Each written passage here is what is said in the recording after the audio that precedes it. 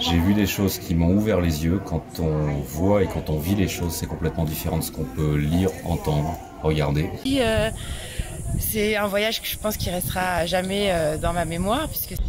Pas de possibilité de se déplacer, pas de possibilité de se rendre visite entre les familles. Un royaume de l'absurde en fait. De l'injustice. L'incarcération en grandeur nature de toute une population, de tout un peuple qui est soumis à des lois coloniales. J'ai vu l'apartheid.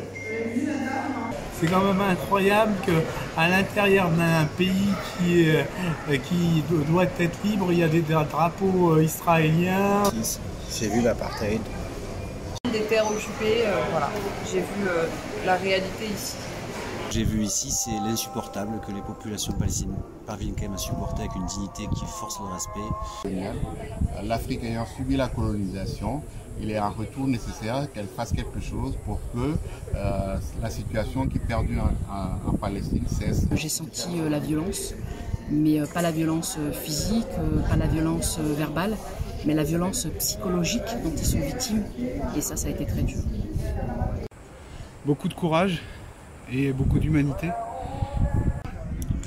On sent un processus de résistance terrible entre toutes les couches de la population palestinienne. Et des hommes à la tâche, c'est-à-dire à la fois au travail, dans la solidarité et dans la construction de la résistance face aux militaires et au gouvernement d'ultra-droite israélien. Une leçon encore, une leçon d'humanité. Disent le soumoud, c'est-à-dire leur capacité de résistance qui est extraordinaire et un exemple pour tous les peuples. Qui ne sont pas résignés, qui sont pleins d'espoir et qui comptent sur nous. La société israélienne n'avait pas de futur. Voilà, j'ai vu que c'était pas possible, trop d'agressivité, trop de choses qui font qu'à un moment donné, ils s'en sortiront pas, ça se voit quoi. Pour moi, c'est vraiment incompréhensible qu'on puisse laisser des peuples dans cette situation. Connaissance de ce conflit qui malheureusement est de plus en plus oublié, et là-dessus, on a tous un rôle à jouer à notre niveau. Parce que rien ne se réglera dans la région, en particulier la paix, sans la reconnaissance des droits des Palestiniens.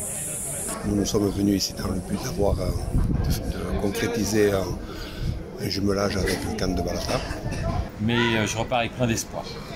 L'espoir et cette jeunesse qui regarde vers l'avenir. Que la cause palestinienne redevienne un enjeu majeur mondial, un enjeu de paix, puisqu'il n'y aura de paix ici que quand il y aura deux États, un d'Israël et un de Palestine.